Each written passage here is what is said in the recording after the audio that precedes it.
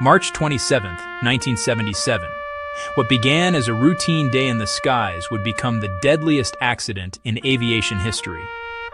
Two Boeing 747s, the largest passenger planes in the world at the time, collided on a fog-covered runway in Tenerife, killing 583 people.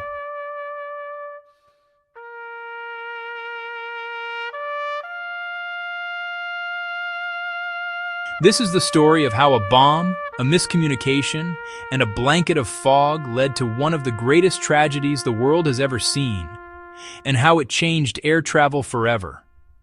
In the 1970s, commercial aviation was booming. Jumbo jets like the Boeing 747 symbolized a new age of global travel. On March 27, 1977, two such aircraft were scheduled to fly from Los Rodeos Airport on Tenerife, one of Spain's Canary Islands. But neither of them was meant to be there.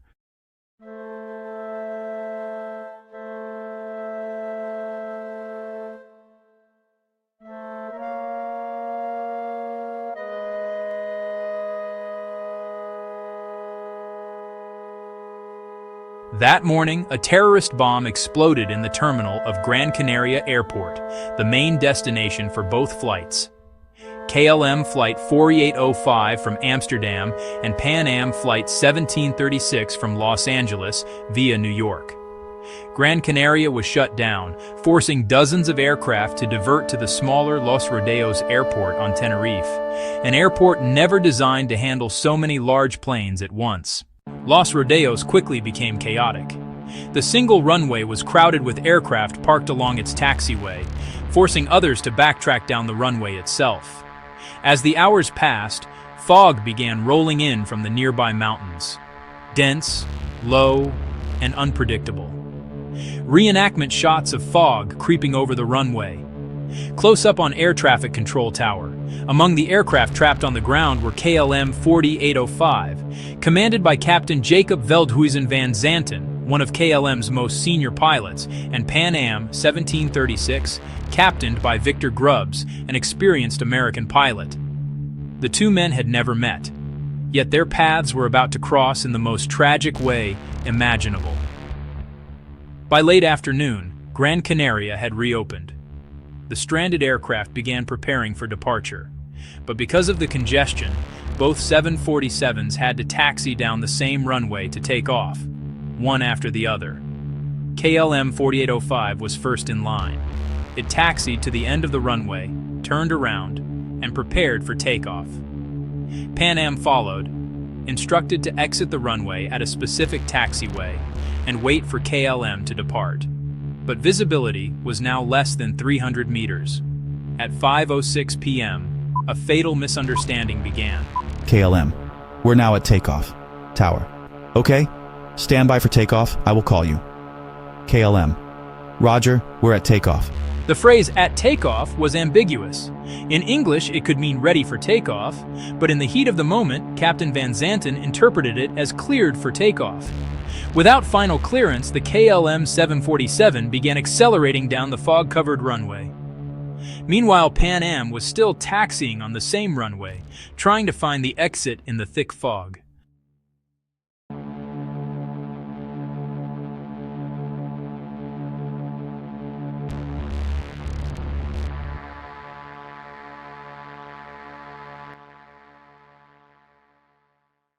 Through the fog, the Pan Am crew suddenly saw bright landing lights, a massive aircraft racing straight toward them.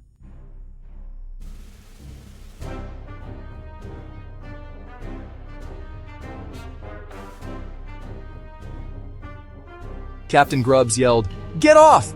Get off!" and desperately tried to turn off the runway.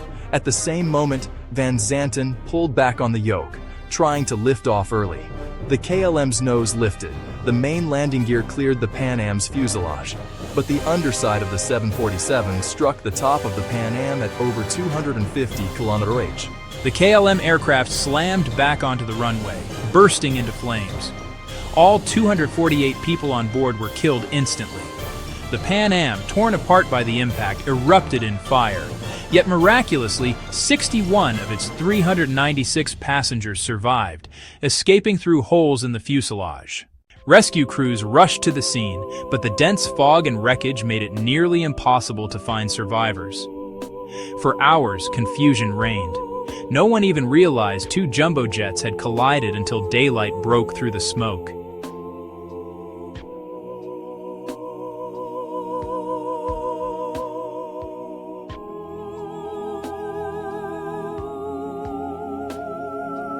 The final death toll, 583 lives lost. It remains the deadliest accident in aviation history.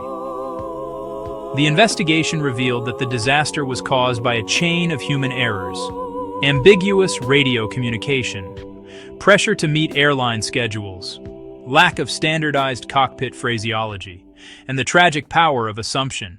The Tenerife disaster transformed aviation safety forever. New international standards were introduced: clear, standardized radio communication, phrases like takeoff, now used only after official clearance, crew resource management, CRM, training pilots to question and cross-check decisions, no matter rank or experience, and improved airport ground radar systems, so controllers could see planes even in zero visibility. Every time you step on a plane today, the lessons of Tenerife are there. In the words pilots use, the procedures they follow, and the teamwork that keeps millions safe. From tragedy came change, and from the fog of Tenerife, modern aviation was reborn.